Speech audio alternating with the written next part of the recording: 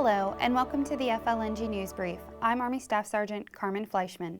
February was a busy month for two of our organization's major subordinate commands. The Adjutant General welcomed the 125th Fighter Wing's incoming commander, Colonel Brian Bell, and also welcomed Colonel John Haas as the new commander of the 53rd Infantry Brigade Combat Team.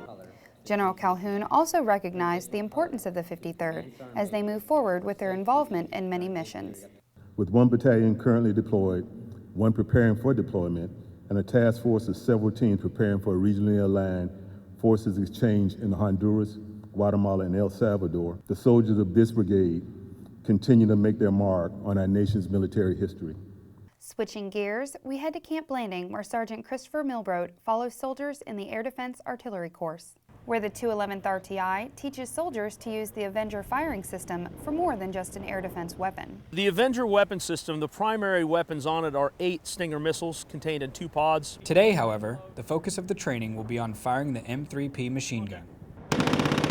The 211th RTI trains soldiers from 5 different states. Gunners training usually consists of pulling up to a firing point and firing the missiles at aerial targets. Today, the training is all about firing on the move. You can imagine perhaps convoying from one point to the next, where you might engage a VBED or infantry targets in the open. That's what we're trying to replicate today. You would think getting vehicles moved through hostile environments would be standard training, but according to Sergeant First Class Junkins, it's the first time we're doing this, but we hope to take the results forward to present it to the Avenger shooter battalions, not only in the state of Florida, but National Guard wide. And being that we're the Regional Training Institute and we're training new soldiers, I think we're a good test bed for it. Reporting from Camp Blanding, I'm Army Sergeant Christopher Milbrodt for the Florida National Guard.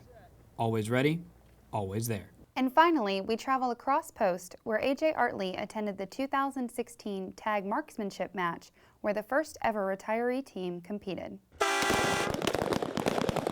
Well, I joined the Guard in June of 1953, and I'm going to say it was probably in early 1955 that I got involved in marksmanship.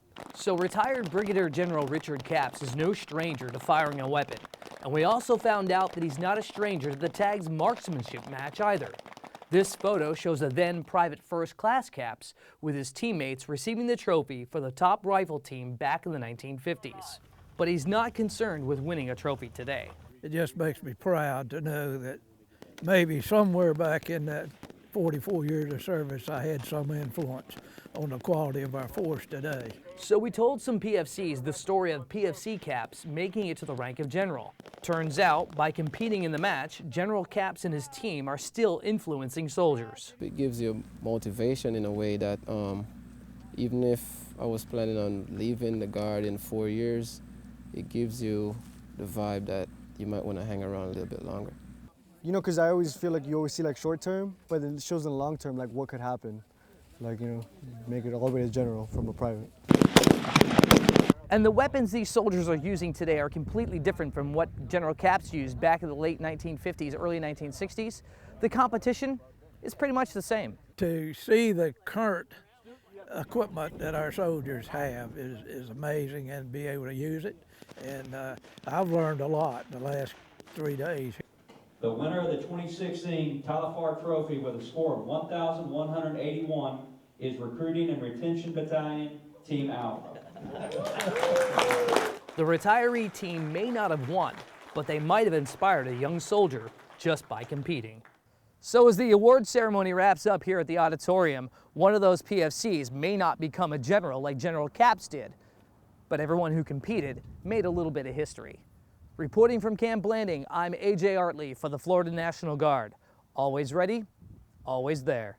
Thank you for joining us on this edition of the FLNG News Brief. From the Public Affairs Office, I'm Army Staff Sergeant Carmen Fleischman. We'll see you next time.